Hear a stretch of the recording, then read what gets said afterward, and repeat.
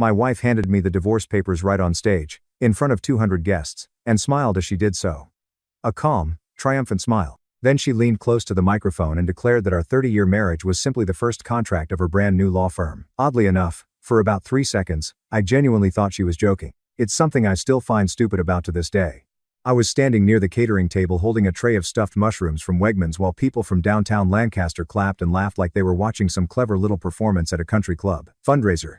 Meanwhile, my knees were killing me. I'd spent half the afternoon unloading folding chairs from my truck in the rain because Marianne said hiring movers was a waste of money at this stage. So, there I was at 58 years old, sweating through a blue button-down shirt while judges and real estate developers drank champagne in the office I helped pay for. Funny how life works. The office sat on North Queen Street in one of those old brick buildings developers love turning into luxury professional spaces. Exposed beams, hanging Edison bulbs, fake industrial charm. Marianne had been obsessed with the place ever since she signed the lease. Correction. Ever since we signed it, though somewhere along the line, we quietly disappeared from her vocabulary. By 7:30, the place was packed. Lawyers, bankers, insurance people, 2 county judges, even Pastor Green and his wife from church showed up carrying a bottle of wine neither of them could afford. I remember thinking Marianne looked beautiful that night. Not warm, not happy, just polished, cream-colored suit, diamond earrings, hair pulled back neat enough to survive a wind tunnel. She looked like one of those women on cable news who smile while talking about layoffs. I should have known then. Derek Vance stood beside her most of the night. 39 years old, perfect teeth, navy suit too tight around the arms because younger men think every shirt should look vacuum sealed onto their bodies. Every time Marianne laughed, Derek leaned in half a second too quickly. You notice those things after 30 years of marriage, even when you don't want to. Around 8:00, Marianne tapped a fork against a champagne glass. Everybody turned toward the stage area near the reception desk. "Can I borrow my husband for a moment?" she said. People smiled. I actually felt proud walking up there. That's the embarrassing part. I thought she was finally going to acknowledge what it took to get her there. The late nights, the overtime, the second mortgage after she failed the bar exam the first time, the years I ate microwave dinners alone while she studied upstairs, surrounded by legal pads and coffee cups. Hell, I used to rub her feet at 2:00 in the morning when she cried and said she was too old to start over. I believed in her harder than she believed in herself. That's what made the next 60 seconds feel like getting hit by a truck. Marianne took the microphone and smiled out at the crowd. "I want to thank everybody for supporting Marianne Callahan and Associates," she said. "Every successful law firm needs its first contract." A few people chuckled politely. Then she turned toward me. "And tonight," she said, "that first contract will be my divorce." The room exploded with laughter. Not everybody laughed. Some people froze immediately. Pastor Green looked like somebody punched him in the chest. But enough people laughed. Enough people clapped.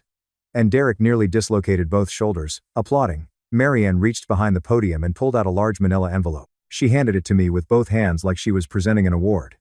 "Frank," she said softly into the microphone, "I think this is best for both of us."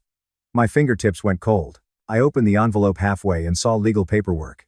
Real paperwork. County filing stamp already on the front page. Somewhere behind me, glasses clinked together. Some woman whispered, "Oh my God." A photographer from the Lancaster Eagle-Gazette lifted his camera. I could actually hear the shutter clicking. Marianne leaned toward me. Then her smile never moved, but her voice dropped low enough only I could hear. "Please don't embarrass yourself tonight." I don't know why that hurt more than the divorce itself. Maybe because of the tone, like I was already something messy she needed cleaned up before the important guests arrived.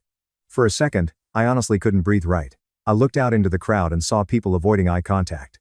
That part felt worse than the laughter. Americans over 50 know that look, that uncomfortable little social panic people get when somebody's marriage dies in public. Nobody knows where to put their hands or their eyes. I looked down at the papers again, mostly because I didn't know what else to do. That's when I noticed something strange. The packet felt thinner than the version I'd already seen.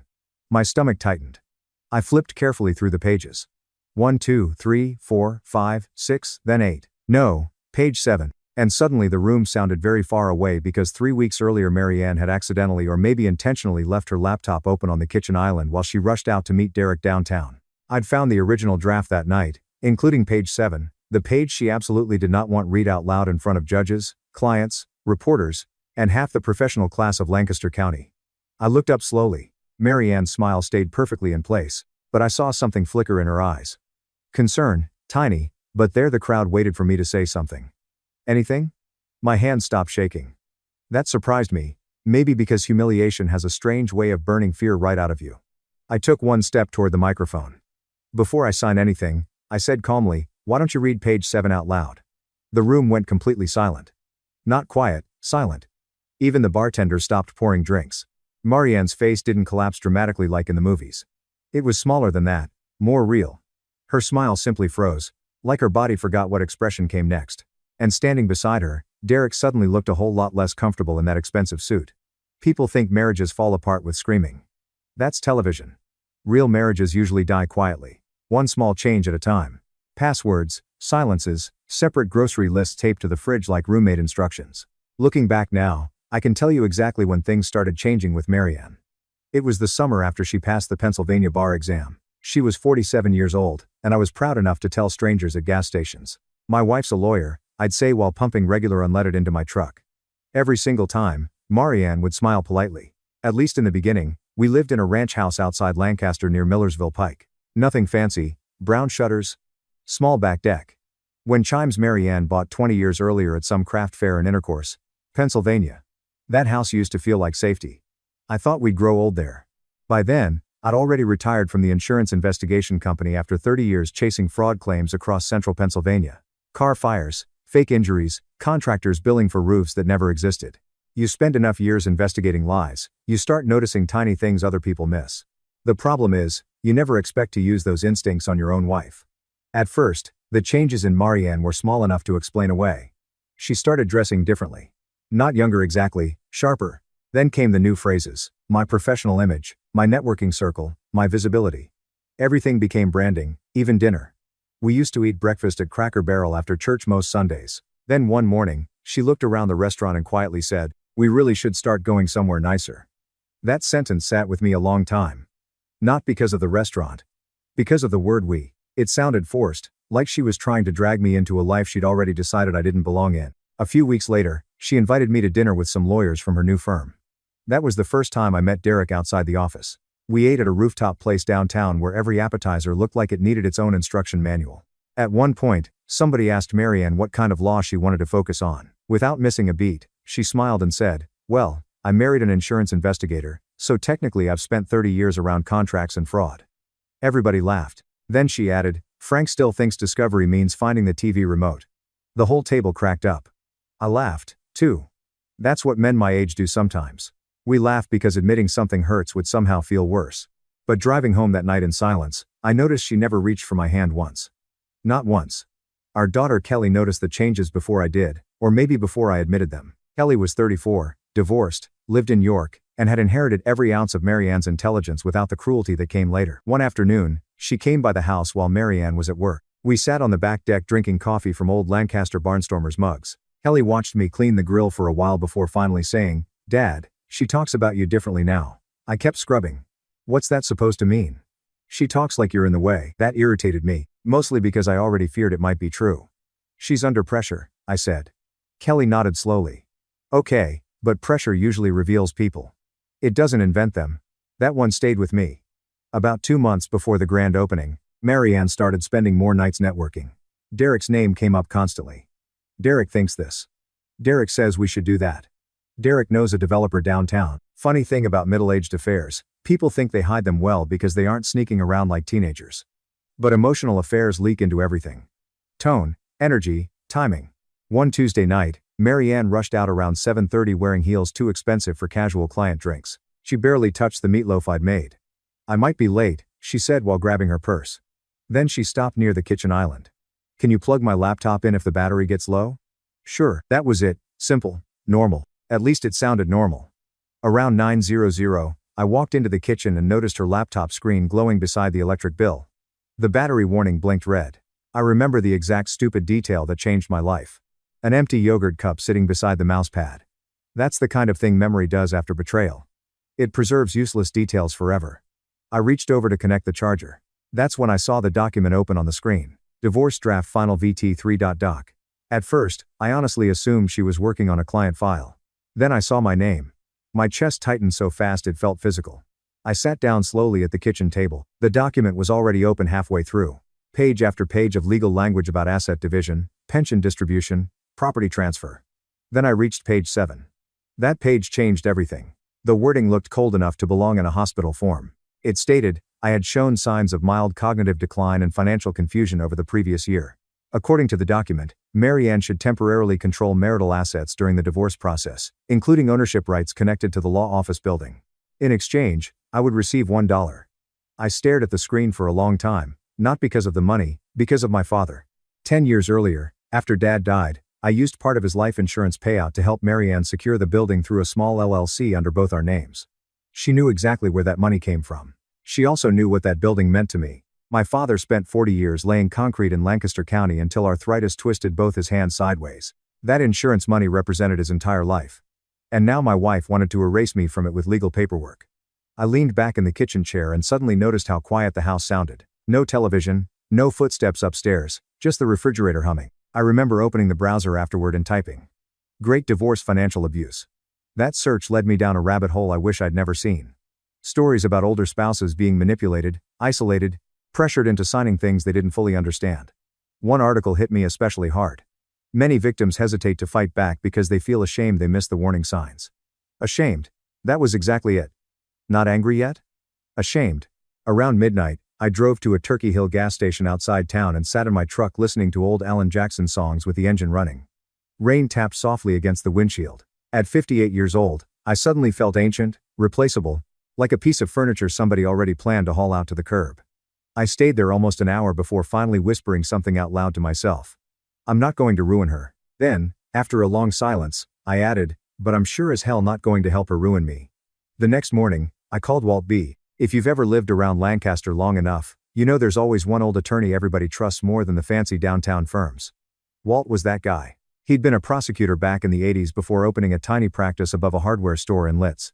Divorces, DUIs, property disputes, nothing glamorous. Walt still used a flip phone, which honestly made me trust him more. When I walked into his office carrying a leather folder and looking like I hadn't slept in 3 days, he took one look at me and said, "Well, either you killed somebody or Marianne finally lost her damn mind." I almost laughed.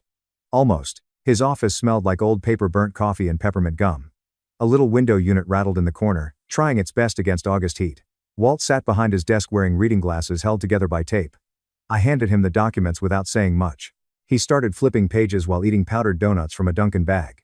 That's the thing about older men. Sometimes the less dramatic they act, the worse the situation actually is. For about 2 straight minutes, Walt didn't say a word, just flipped pages, chewed, adjusted glasses. Then he reached page 7. His eyebrows climbed halfway up his forehead. He read it once, then again slower. Finally, he leaned back in his chair and let out a low whistle. "Frank," I waited. "This isn't just dirty," he said. "It's stupid. And stupid always leaves DNA." That was the first genuine laugh I'd had in weeks. Not because anything was funny, because hearing another human being confirm I wasn't crazy felt like oxygen. Walt pointed at the cognitive decline language. "She can't casually slip this into a property transfer unless she planned to pressure you into signing fast." "She thinks I'll fold," I said quietly. "No," Walt replied. "She thinks you're embarrassed enough to disappear." That one hit hard because it was true. People my age are raised different. You keep private pain private. You don't make scenes. You don't air family business in public. Marianne knew that. She was counting on it. Walt rubbed his chin for a second. "You still got proof about the building ownership somewhere?" "Well," he said while standing up carefully. "Guess we're going treasure hunting." The next 2 weeks felt like digging through the bones of my own marriage. Every box in the basement held another version of our life together. Tax returns, mortgage papers, old Christmas cards, a receipt from the first couch we bought after getting married in 1996.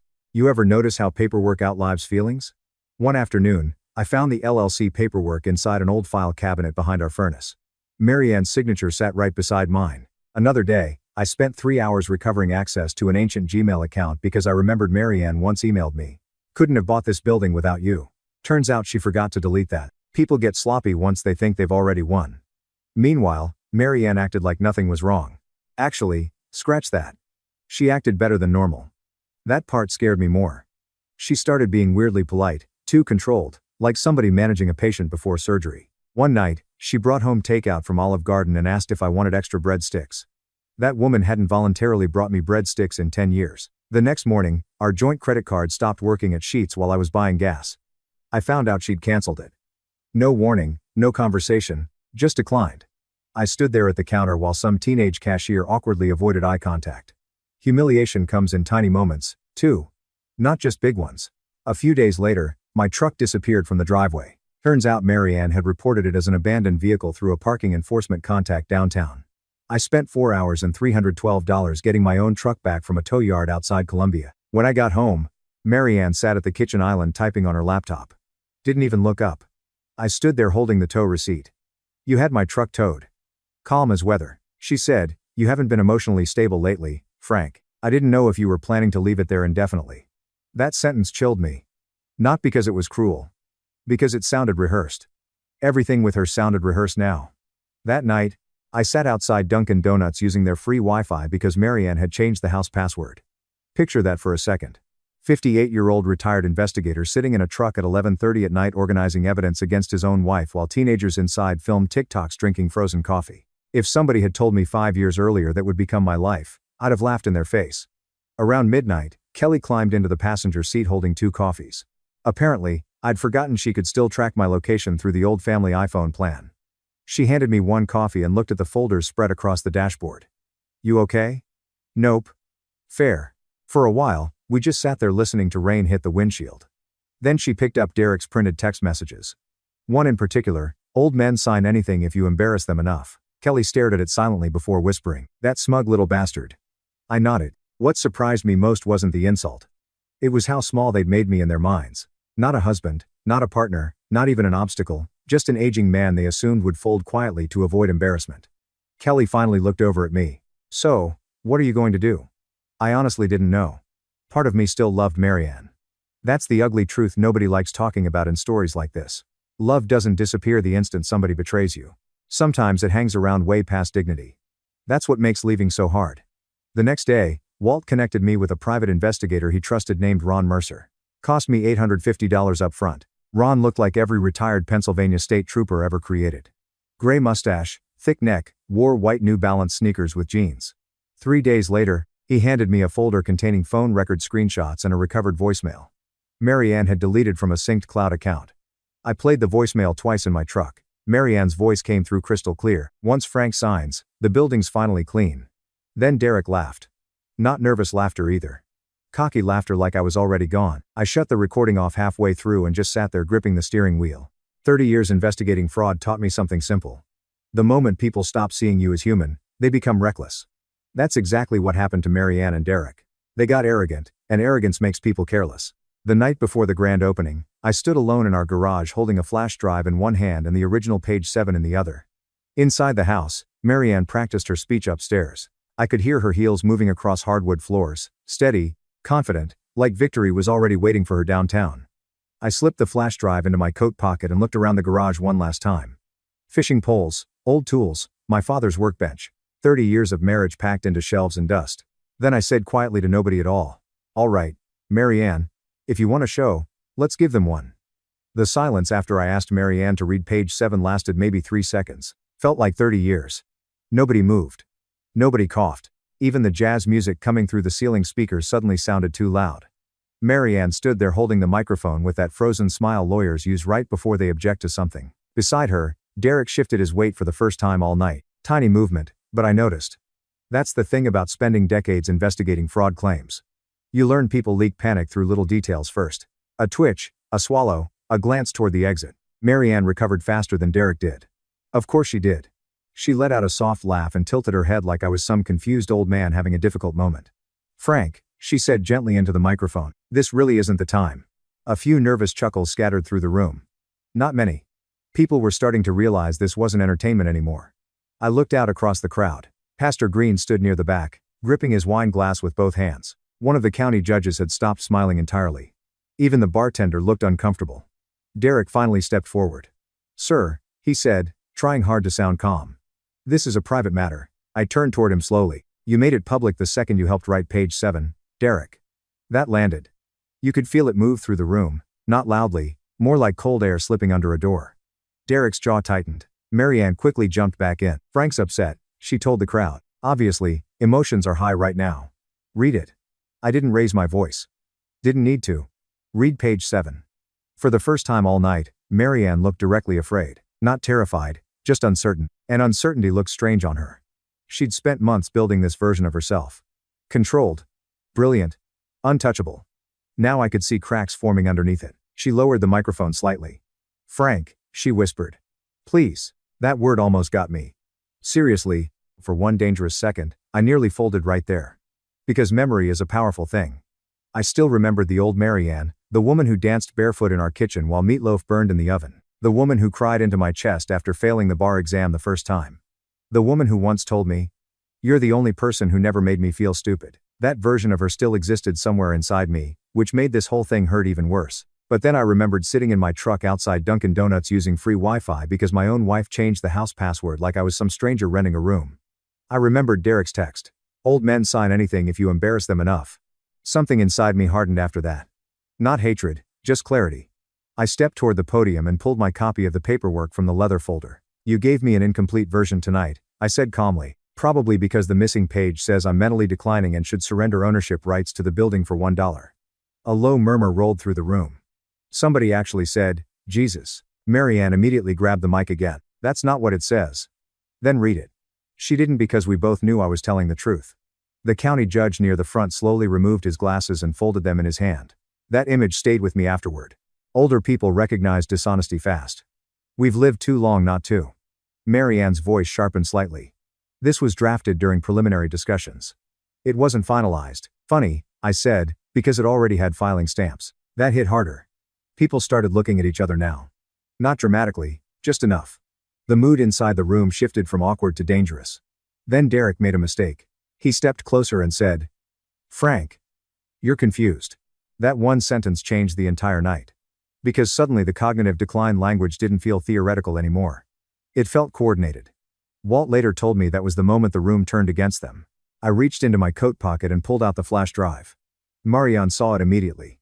Color drained from her face. Frank, she whispered. I walked over to the sound system beside the reception desk. A young employee started to object, then apparently thought better of it. Smart kid. I plugged the flash drive in. For 1 second, all you could hear was speaker static. Then Marianne's voice filled the room. Clear as church bells. Once Frank signs, the building's finally clean. Dead silence. No movement, no whispers, nothing. Then Derek laughed through the speakers. That smug little laugh and his voice followed. Old men sign anything if you embarrass them enough.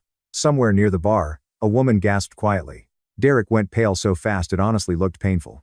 Marianne stepped toward me in panic. Turn that off. I didn't. Another recording played. Marianne again. Lower voice this time. Tired, annoyed. He won't fight back publicly. He cares too much what people think. That one cut deeper than everything else. Because she was right. Or at least she used to be.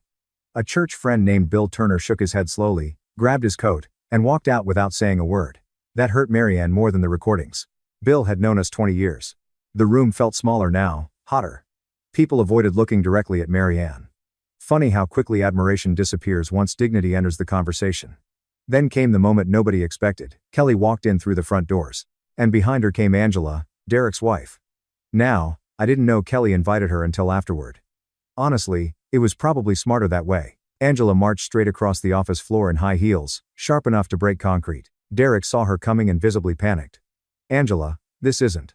She grabbed the champagne glass out of his hand, poured it directly onto his expensive brown loafers, and said, Car is in my name. Hope you enjoy the walk home. Half the room looked horrified.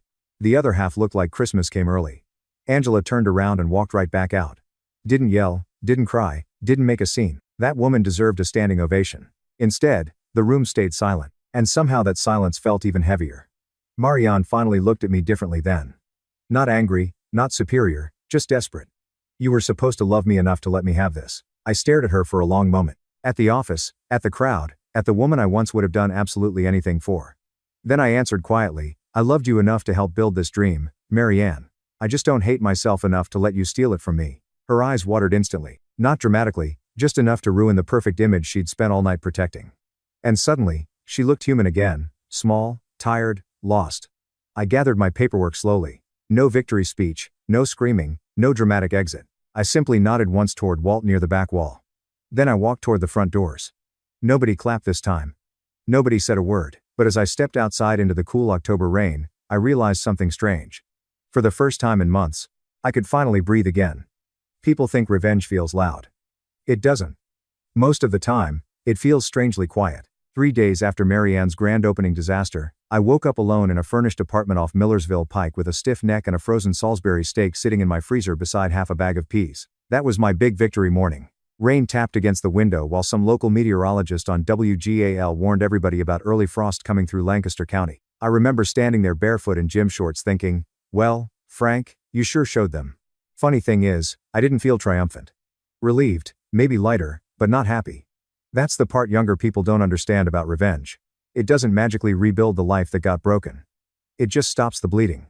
The divorce dragged on another 14 months. 14. Turns out humiliating your husband publicly while trying to pressure him into signing questionable legal documents creates complications. Who knew? Marianne hired another attorney from Harrisburg after Walt threatened to drag every recording and document into open court if necessary. The Pennsylvania Bar Association opened an ethics review after somebody anonymously mailed copies of page 7 to them. To this day, Marianne probably thinks I did it. I didn't. Walt said it was community service. Derek disappeared within 2 months. Last I heard, he took a compliance job somewhere in Ohio after his marriage collapsed. Apparently, Angela kept the Audi. Good for her. Marianne's law firm survived technically, but something changed after that night. Lancaster is the kind of town where reputations travel faster than snowstorms. People still smiled politely at Marianne in public, but trust got thin. 2 major clients quietly pulled their contracts. A local developer stopped returning her calls. The newspaper article covering the grand opening never ran. Instead, the Lancaster Eagle-Gazette published a tiny little piece buried halfway down page 3 about a domestic dispute interrupting a business opening. That probably irritated Marianne more than anything else. She always wanted significance. And in the end, the whole thing got reduced to 6 disappointing paragraphs beside a mattress sale advertisement. Life has a sense of humor sometimes. Meanwhile, I spent most evenings alone in that apartment eating microwave dinners off paper plates because unpacking real dishes somehow felt too permanent. One night, I sat watching a Steelers game I barely cared about while a frozen meal rotated slowly behind the microwave door. Beep beep beep. That sound hit harder than I expected because silence in your late 50s feels different than silence in your 20s. When you're young, loneliness still feels temporary. At my age, empty rooms start asking dangerous questions. I found myself missing stupid things. The sound of Marianne blow drying her hair upstairs. Her reading glasses left beside the sink. The way she always stole fries off my plate, even after insisting she wasn't hungry. People are complicated that way. You can miss somebody and still know they hurt you. One rainy afternoon about 6 months after the grand opening, I drove past the law office downtown. I hadn't planned to. Just happened. The sign still hung outside. Marianne Callahan and Associates, but only one office light glowed inside. I sat across the street at a red light, watching rain crawl down my windshield while memories piled into the truck beside me. 30 years. You can't bury 30 years overnight. I finally cried then. Not dramatic crying, no sobbing, just quiet tears running down a tired man's face while windshield wipers squeaked back and forth. Because I realized something sitting there. I wasn't mourning Marianne anymore. I was mourning the future I thought we'd have. That's what divorce after 50 really steals from you. Not just the person, the imagined ending. Eventually, the settlement finished. I lost the ranch house. That hurt. I won't pretend it didn't, but I kept my ownership share from the building investment part of my pension and enough savings to start over without depending on anybody. Walt told me that counted as a win. Maybe he was right. Maybe survival is the older version of winning. Around that same time, Kelly gave me an idea that changed everything. You know how many older people get manipulated financially? She asked one afternoon over breakfast at a diner near Route 30. You spent your whole career spotting scams. Turns out she was onto something. 3 months later, I opened a tiny consulting office called Callahan Senior Protection Consulting, named after my father. Just seeing his name on the glass door steadied something inside me. I started helping older folks review suspicious contracts, avoid shady home repair scams, and recognize financial manipulation from family members. Nothing glamorous, but meaningful. One of my first clients was a 72-year-old widow whose nephew tried slipping property transfer documents into hospice paperwork. 3 years earlier, I probably would have missed how much that mattered. Now I saw everything differently. Pain sharpens your vision if you survive it correctly. The last time I saw Marianne was outside the Lancaster County Courthouse nearly 2 years after the grand opening. Cold morning, gray sky. She stood beside her Lexus wearing a long black coat and looked older than I remembered. Not ruined.